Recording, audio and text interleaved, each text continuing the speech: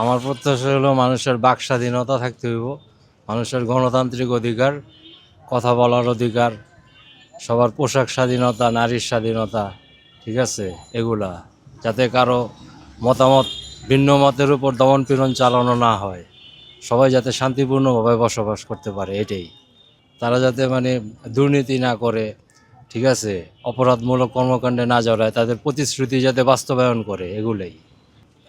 যেমন ওই যে স্বৈরাচারী মনোভাবগুলো পরিত্যাগ করা উচিত, যা অতীতের সরকার যেটা মানে জোরপূর্বক সব কিছু করার চেষ্টা করছে, ওগুলা থেকে বিরত থাকা উচিত। নে 2 বেলা খাবি। ফ্যান্টাস্টিক নিমক হালাল সল্টেড বিস্কুট।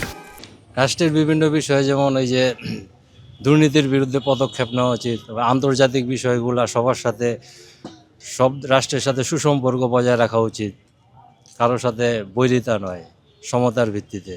প্রত্যাশা তো আমরা ভালোই করি, সবাই ভালো করে, কিন্তু দুঃখিতরা ভালো হয় না।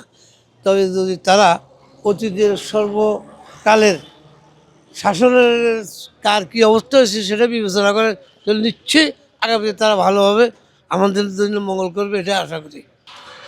আসলে আমরা তো ইতিপূর্বে দেখেছি যে সরকারি গঠন করছে, এরা আসলে নির্বাচনের আগে বা হওয়ার পর যে প্রতিশ্রুতি দেয়, জনগণের প্রত্যাশা অনুযায়ী এদের প্রতিশ্রুতি থাকে।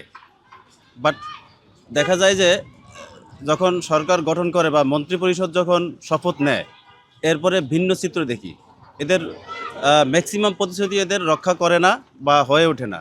তো আমরা চাইবো যে এই সরকার নতুনভাবে এখন আসছে, যদিও এর আগে ছিল, বাট এটা দীর্ঘ একটা সময় গ্যাপ ছিল এদের, এখন নতুনভাবে আসছে। নতুনভাবে আমরা চাইবো যে জনগণের যে ম্যান্ডেট নিয়ে আসছে সেইগুলো যেন ফুলফিল করে। আমরা চাইবো একটা সুন্দর সুষ্ঠু দেশ, চাঁদাবাজ মুক্ত, হ্যাঁ, দ্রব্যমূল্য ঊর্ধ্বগতি থাকবে না। বিশেষ করে যারা ব্যবসায়ী আছে ভাই, এরা ব্যবসা ঠিকঠাকভাবে পরিচালনা করতে পারে, যারা চাকরিজীবী এরা যেন রাস্তাঘাটে ঠিকঠাকভাবে চলাফেরা করতে পারে, আর মা বোনদের যেন ইজ্জত রক্ষা থাকে, এটাই আর কি।